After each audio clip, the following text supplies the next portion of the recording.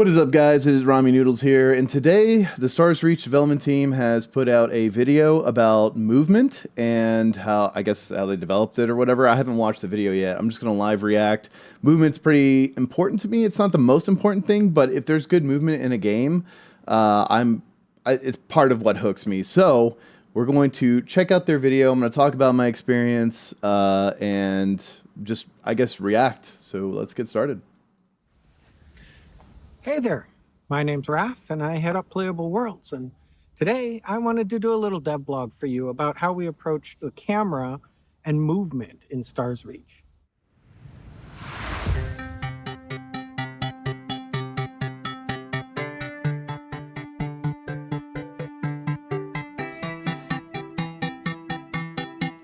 We've been working on movement for a really long time. This year's video from 2021, one of our earliest prototypes. We knew pretty early on that we wanted to support that MMO camera where you could have a free reticle and still move around and do things, right? And this lets you, of course, interact with objects while you're moving at the same time, because you can point at different things or point at things on the screen as well. In order to do prototypes with this, we set up this little area here. We didn't yet have things like the combat system or anything, but we knew we were aiming for something that needed to support RPG skills as well as action-y play. And so we set up a bunch of little prototypes where you could shoot guns with cones of fire, with shotgun blasts and direct rays and things like that. And this let us really kind of try out the free reticle, because we didn't need a lot of experimenting with the fixed reticle classic over-the-shoulder mode. What we really wanted to do was try it out with the variety of tools that we knew we would have. Even though early on we were working on our living world technology and modifiable environment, we had these separate prototypes where we were building this stuff. So we set up control mode so that we could try out things, just with painting on the walls or the floor, for things like freezing the ice in front of you or digging a tunnel in a wall. So all of these things were prototyped this way without any real functionality to them, right? So that we could really give all of these different things a shot and see how they would. So, one of the things that I found really interesting in the beta, or not beta, sorry, the pre-alpha testing, is that you can have your mouse locked to the middle of your screen like you would in a third-person shooter or an FPS or whatever. And then you can also go into the free look mode, which is moving your mouse around, like this. And whatever you target does, it'll actually react to that. So you were actually aiming from a third-person perspective with that. And that's weird. It's weird to see that in a game. It's not bad. It's just I've never encountered anything like that before, because you could grapple that way. So if you have your camera set this way, you can move your mouse over this way to hit one wall and then grapple to another wall and then grapple to another wall.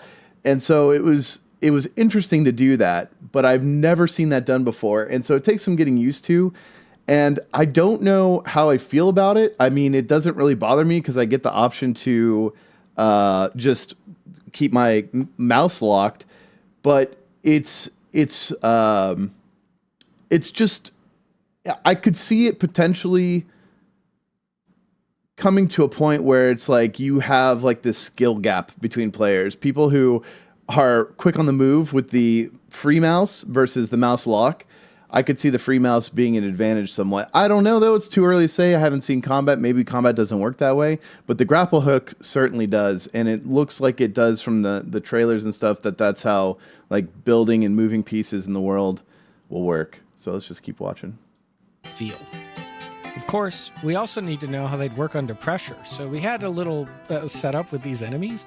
Some of them ran at you. Some of them ran at you and shot. Some of them just stood still and shot. And this let us try out the movement, right? The movement and the camera controls, and see whether we were capturing this arcadey vibe that we wanted in situations where there was just a lot going on, bolts were flying, and we were getting ourselves in real trouble. If you can run back and shoot behind you at the same time, That would be a good application of this. Like if you're not, if I don't know if there's, is there S keying? In MMOs, typically you don't want to S key, right? Because that's back walking, and that move makes you move slower. You always want to move ahead. But if you can run back and shoot, I don't know, that would be really interesting. And he's right. It is arcadey. The footage shows that it's pretty arcadey. It's like all the bullets coming at someone reminded me of a bullet hell, and I think that's what they were kind of going for. But we'll see what happens. Now, we did then move on to building a more sophisticated jungle gym because we needed to test how it felt to move through really highly diverse natural landscapes. Parallel with this work, we were doing work with the world simulation that is our living world stuff, and we knew that the environments would become incredibly varied, really tricky to navigate, complex geometry, and so on. So we had to make decisions around what steepness of angle can you walk on, can you climb on, how do we deal with situations like this? You can see the camera glitching, convex and concave curves as you try different kinds of environments and different kinds of slopes. So this jungle gym, all of these pieces were built, assembled in here. This is from a kit, actually. It was all assembled so we could try out all these different scenarios. How tight can caves be, and so on, and give them a shot. We set up these time trials. This here is one with early flight, where we're flying through these rings in the sky, and you can see a clock is going. And this was for us to tune variables, try making adjustments, and then give it a shot, see if we improved our time or made it worse, see how comfortable it felt. And we just had different folks on the team keep trying to do this. We'd hold little races within the team and see who did best. This wasn't a multiplayer environment, it was single player, but we could compare the times afterwards. So much learning came about from this, right? Like, here we are, you've got all these. This is a lot more involved for movement and camera stuff than I would have thought. I didn't think it was this in depth. Like, this is pretty crazy. Like, the other thing is, though, is I can't really name an MMO where movement is like this. So that I think is interesting to note. These different distances. Imagine that the floor is lava, and in this situation you're going to fall and die, right? So you can see the labels all there on the floor and everything, telling us, right, okay, here you're going to have to move at a different rate. These are spaced farther and farther apart. And then we set up these obstacle courses, right? Imagine again that the floor is lava. You're supposed to stay on this and drive through it and run across every ring. So we set up a couple of these to see whether things like the pace of turning the camera worked, the speed of rotation of the avatar, the jump heights, whether those worked out well as you crisscross these floors here, the height at which it triggered things like climbing. Here we climb onto that platform and then make that jump. That actually, I remember, is one of the hardest things to do, is making that jump. These platforms didn't actually move you, so you weren't carried along by them, but it still made for a fun challenge. So we used this in order to tune the movement, and we must have run these like 100 times each. I don't know. It was just weeks and weeks. I think it was about 3 months total where we tried every scenario in here around enclosed spaces, flying, mountains, all of these different kinds. Did you guys see that? Did you guys see this? Maybe I went back too much. Look at this. Enclosed spaces, flying. Hanging from the ceiling. That's cool. I didn't see that in the pre-alpha testing. I don't know if that's there or not, but this is cool. I like this. This is awesome. It really kind of feels like, I don't know, it kind of feels like an action adventure game, like you play like, I don't know, Jedi Fallen Order or something, and you're swinging from ropes or something. There was no swinging that I saw, but yeah, this is cool. The amount of work put into it, the movement, I guess they really wanted the movement to feel really, really good. Mountains, all of these different kinds of things. You can see there are different staircases of different angles. This was probably one of the hardest things to do, was mastering the wall jump move. Now you'll notice in Wall here jumping, actually crazy. a move that you haven't seen in any of the videos, and actually that our alpha testers have not gotten to see. And that, of course, it's coming up right here, is hanging. Yeah. We had hanging in the game for a really, really long time and tried really, really hard to get it to work. But you can see all the little tricky bits with going down around corners and edges and inverse corners and all of that kind of thing proved to be just really hard to deal with. It was extra challenging. So once again, we needed to set up an arena. And this here is actually a good case where you can see how that I've mentioned before, oh, we're kind of inspired by twin stick shooting. Well, here's an example of how that feels, right? And you can see actually that gameplay works similarly if you're zoomed out really, really far, or if you choose to come in close with a chase cam. All of this stuff plays just the same with a fixed reticle, but we definitely found that different kinds of interaction work better with fixed and versus free. So, for example, doing this kind of Minecraft style tunneling and digging, which also I think in a moment you'll see building with it as well, it turns out that having the free cursor worked much better than having just a fixed reticle. We just tend to like it better, especially if you're doing something large and you zoom out really far, which we do permit. I agree that the free reticle is better for building. It just seems like an obvious win. I am interested to see how it turns out in combat. I know there's like a lot of FPS players that they're complaining about third-person shooters. For example, PUBG, right? When PUBG released, it was very popular, but it was a third-person shooter. And then they released it to like a first-person only mode, and that mode became the dominant mode. So I'm curious to see how that goes over well. How it goes over. I don't know. I think it'll actually go over well, to be honest. My opinion is that it'll go over well. But I'm curious to see what the interest in it is because of the shooter aspect to it and also it being third person. But in general, I think MMO players are really used to playing in third person, so I don't think it'll be a big deal. But the shooter aspect is interesting. So that I'm curious to see how people react to that. I want to know people's thoughts on it. So leave a comment if you're watching. Let me know what you think. There we are, hanging. So, we kept trying hanging. Here we are on real terrain, really early terrain. You can see how it was just giving us fits. Like, this is just awful. Poking through the ceiling, trying to deal with that. Look, those hands are just going all the way through. And whenever you were in tight spaces, if you were in a building or something, you just jumped in the air, odds are you grabbed the ceiling. So hanging went bye-bye. Unfortunate. Maybe someday it'll come back. Flying also ended up changing because early on we were looking at having straight up flight. It was just anti-gravity flight. And we ended up deciding, the thing about this is that it doesn't actually offer enough gameplay, right? Like those time trials weren't all that challenging. So this here's our prototype from when we said, no, we need to move it to a jetpack.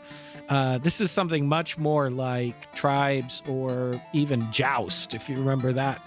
I always go back to those old arcade games as a reference point. And as you can see, once again, a huge spread of possible adjustments to the flight behavior for how it would control the verticality of it all so that we could really tune it and figure out exactly how we wanted it to play. And it's the result of that testing that is in the game today. Now, a late addition was actually the grappling hook. This wasn't in the original spec, and it wasn't in any of our original movement prototypes. We had it working at first as a tool that you could equip. We only allow you to equip a few tools, and grappling turned out to be so fun that we ended up deciding not to make it a tool, instead make it a default capability forever. I love this because grappling feels really fun. And he's right. It is fun. And the fun being allowed part is good. I've played games in the past where utility skills, I guess you could think of grappling as a utility skill, but it might actually matter considering it seems to be action-based combat.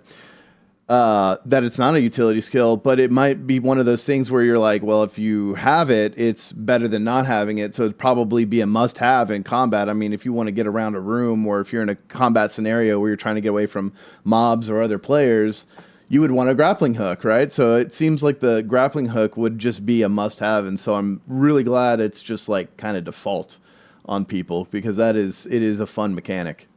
Everybody. I won't lie, it was scope creep and it has taken a lot of work to get this to work well. And this problem in particular of falling through the world, which is something that we continue to deal with. So all of this, of course, has to animate properly onto the avatars, and this can take real effort, right? We have to handle all of the cases, and the end goal here is for all of this to feel seamless to the player, for the avatar to just feel like it's got the right weight, the right gravity to it, the right sensations of motion, and have it all work in a way where it's mostly transparent. If players notice, then you have a problem. Yeah, that's what I would say. Like in my last video talking about Stars Reach, I talked about how my character's weight and speed felt good. I guess I could have gone more into that, but you do feel like there's like weight behind your character, and that generally feels good in most games that I play. Like having a weighty character, but you don't feel like you're falling too fast. You don't feel like you can't react if you fall off an edge or whatever. Like it feels just right. Like the way they have it now, maybe they'll make adjustments. I have no idea. Haven't seen them say that, but it feels really good right now. All of this culminated in this little video that we actually shared at our first company offsite. And it was actually set to the music from Indiana Jones, which I'm going to leave out for copyright reasons. But thank you. It showed a bunch of the kinds of interactions and the vibe that we were hoping we'd eventually achieve. And some of this stuff, isn't in there today because that's what game dev is like. You change things, you iterate on it. But I still remember the moment when we were hitting towards the end and we swim out of the lake here and grab the jetpack and fly off into space was a moment where everybody there in the room, we just all cheered because it felt so good. Of course, the game doesn't look like that anymore. It's a little prettier now. But the lessons from all of that iterative prototyping is still there. You can see the free reticle. You can see how far out we can zoom and how far in we can go. Our research showed that about 50% of players prefer free reticle and 50% prefer the fixed reticle like this. So we support both. It's a one-key toggle to switch between them. And it does clever things like if you have your gun out, you automatically move into more of a strafe mode where you can run and point your gun and shoot in whatever direction you like. That's wild. And that strafing versus moving freely can work with either one of the two modes. I have a feeling because this is available, this is the meta right here. How is that not the meta?